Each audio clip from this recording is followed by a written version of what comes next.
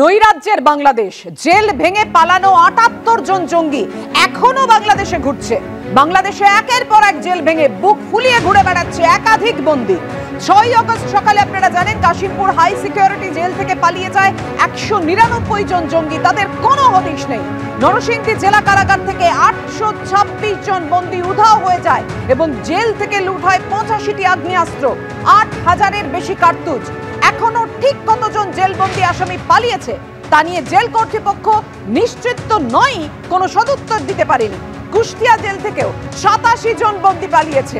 সাতক্ষীরা জেলা কারাগার থেকে পালিয়েছে ৮৭ জন আসামি। শেরপুর জেলা কারাগার ফাটক ভেঙে উধাও হয়ে গেছে ৫১৮ জন বন্দী।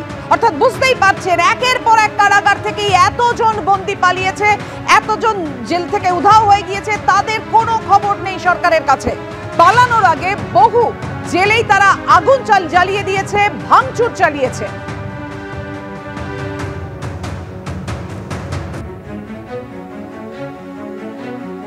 আর এবার কি বার্তা এলো বাংলাদেশের তরফে রাখবো আপনাদের সামনে। সম্পর্ক ভালো রাখতে চাইলে ভারতকে খুনি শেখ হাসিনাকে আশ্রয় না দিয়ে ফেরত দিতে হবে। বাংলাদেশের মানুষ তার বিচার করবে। বাংলাদেশের ছাত্র নেতার গলায় রীতিমতো হুঁশিয়ারির সুর। গতকাল রাজশাহীতে এক অনুষ্ঠানে কার্যত ভারতকে হুঁশিয়ারি সার্জিস আলমের। জুলাই শহীদ স্মৃতি ফাউন্ডেশনের সাধারণ সম্পাদক সার্জিস আলম বাংলাদেশের টেলিভিশন চ্যানেলে তাকে এই বক্তব্য রাখতে শোনা যায়।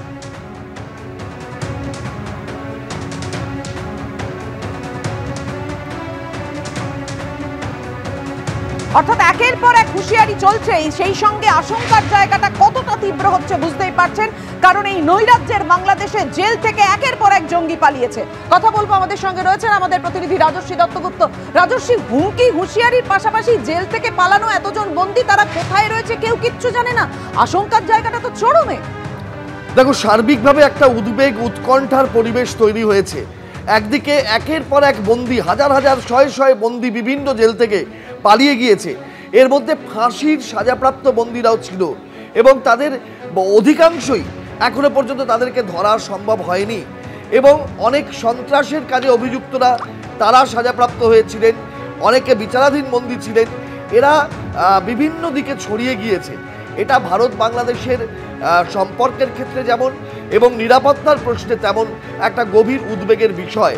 সেই জন্য দুদেশের সীমান্তে তৎপরতা বৃদ্ধি পেয়েছে এবং ভারতের তরফে বিএসএফের তরফে একটা কড়া নজরদারি চলছে। ভারতের ইন্টেলিজেন্স এজেন্সিগুলো খোঁজ নেওয়ার চেষ্টা করছে অনবরত যে এই ধরনের সন্ত্রাসবাদী বা যারা সাজাপ্রাপ্ত বন্দী ছিল তারা সীমান্ত পার করে এপারে ভারতবর্ষে বা পশ্চিমবঙ্গে এসে কোথাও কোনো রকম গণ্ডগোল পাকানোর চেষ্টা করছে কিনা। এটা একদিকে যেমন গভীর উদ্বেগ এবং উৎকণ্ঠার বিষয় এবং এটা অত্যন্ত দ্রুততার সঙ্গে তৎপরতার সঙ্গে বাংলাদেশের তরফে সমাধান করা প্রয়োজন। সেখানকার প্রশাসন, সেনাবাহিনী, পুলিশ বাহিনী তারা যদি এদেরকে ধরতে পারে, তারা যদি বাংলাদেশে আত্মগোপন করে থেকে থাকে, তাহলে তাদেরকে নির্দিষ্টভাবে চিহ্নিত করে খুঁজে বের করা এবং জেলে ফেরত পাঠানো, এটা সবচেয়ে আগে আশু একটা প্রয়োজনীয় বিষয়। অন্যদিকে সেই শাসানি, হুমকি, একটা বিদ্বেষের সুর, একটা সব সময় ভারত বিরোধিতার একটা আবহ এখনও যেন অব্যাহত রয়েছে।